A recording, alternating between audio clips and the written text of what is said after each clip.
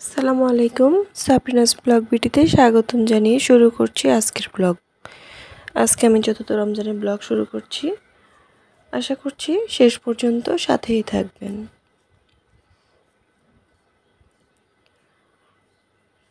সবার প্রথমে উঠে ঘর গুছিয়ে নিয়েছি। ছেলে ব্রাশ করে নিয়েছে, তারপরে তার জন্য নাস্তা রেডি করে নিয়েছি। এদিকে আমার বিস্কিটের বয়মটা একটু ময়লা হয়ে গিয়েছে, ঢাকনার উপরের অংশ, তাই অন্য একটি বয়মে ঢুকিয়ে আমি এই বয়মটি পরিষ্কার করে নিচ্ছি। আর এদিকে 3 পিস বিস্কিট দিয়ে আমি ব্রেড ক্রাম্ব মানে বিস্কিটের গুঁড়োটা তৈরি করছি।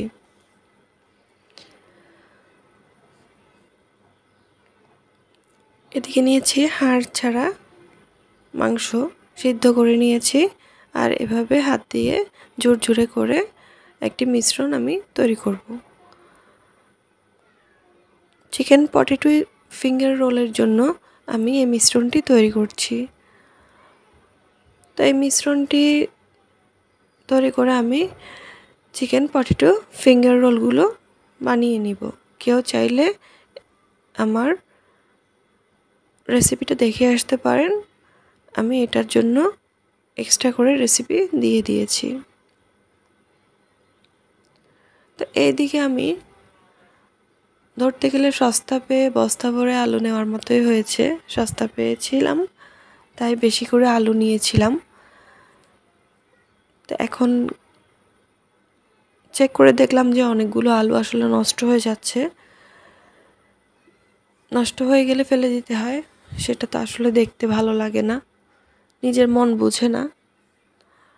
কোনো কিছু অপচয় করা ঠিক নয়। এই জন্য আমি চিন্তা করলাম যে বাকি আলুগুলো নষ্ট হওয়ার আগে এগুলোকে কাজে লাগাই। যেহেতু আমার ছেলে তরকারিতে আলু খায় না, কিন্তু ওকে ফ্রেঞ্চ ফ্রাই বা স্প্রিং পটেটো বানিয়ে দিলে ও কিন্তু খুব পছন্দ করে। আবার সিঙ্গারা বানিয়ে দিলেও ও সেটা অনেকটা খায়। তো যেই দেখা সেই কাজ, যখনই দেখেছি তখনই আমি সব কাজ বাদ দিয়ে আলুগুলোকে ছিলে নিয়েছি এবং কি ফ্রেঞ্চ ফ্রাই আকারে আমি এগুলোকে কেটে নিচ্ছি। তো সেই সাথে আমার ছেলেও এখানে আমাকে এগিয়ে দিচ্ছে, কিন্তু আমি খুব ভয় পাচ্ছিলাম যেহেতু ছুরি দিয়ে কাটছিলাম। ও বারবার হাতাহাতি করছিল, কাটা আলুগুলোকে নিচ্ছিল। তো বকাঝকা দিলেও আসলে লাভ হয় না, তাই আমি আস্তে আস্তেই করছিলাম। তো এক পর্যায়ে আমার কাটাকাটি শেষে আমি কিছু আলুকে ফ্রোজেন করে রাখবো। আলুগুলোকে ভালোভাবে ধুয়ে হালকা ভাপিয়ে ফ্রিজে রেখে দিলেই, ডিপ ফ্রিজে রেখে দিলে যখন ইচ্ছা তখন এগুলোকে বের করে ভাজি করে খাওয়া যাবে। সেক্ষেত্রে সময়ও বাঁচবে, কাটাকাটি ঝামেলাও আর থাকবে না। এখানে আমি আলুগুলোকে কেটে নিয়েছি, ধুয়ে নিয়েছি। আর আমি এখানে রাইস কুকারে আলুগুলোকে সিদ্ধ হতে দিয়েছি। বেশিক্ষণ জাল করার প্রয়োজন হবে না। আর এদিকে আমি কিছুটা আলু ভেজে নিচ্ছি ফ্রেঞ্চ ফ্রাইয়ের জন্য। আজকের ইফতারে আর অন্য কিছু বানালাম না, ফ্রেঞ্চ ফ্রাই আর চিকেন পটেটো ফিঙ্গার রোল বানিয়ে নিচ্ছি। তো আমার ফ্রেঞ্চ ফ্রাইগুলো একদম ভাজি করা শেষ। তারপরে আমি এখানে ফিঙ্গার রোলগুলো দিয়ে দিলাম। এগুলোকে আমি একদম লাল লাল করে ভেজে নিব মিডিয়াম আঁচে।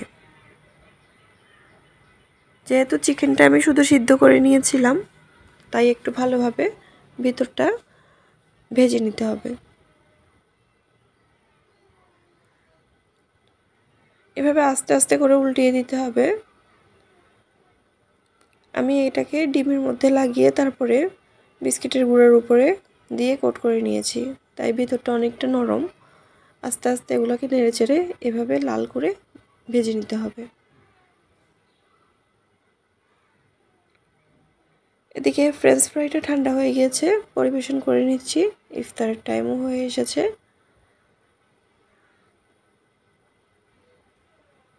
তো আলাদা করে ফ্রেঞ্চ ফ্রাই আর চিকেন পটেটো ফিঙ্গার রোলের রেসিপিটা আমার চ্যানেলে দেওয়া আছে, কেউ চাইলে পুরো ভিডিওটা দেখে আসতে পারেন।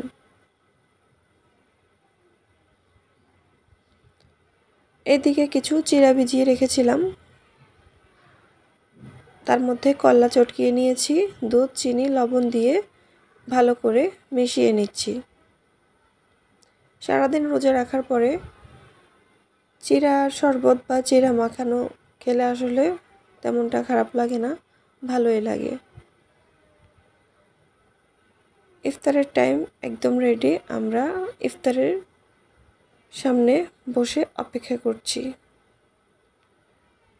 এদিকে আমার ছেলে কোনো কিছু বানালে আসলে তার আর দেরি সহ্য হয় না, সে দুষ্টুমি করছে, খাচ্ছে।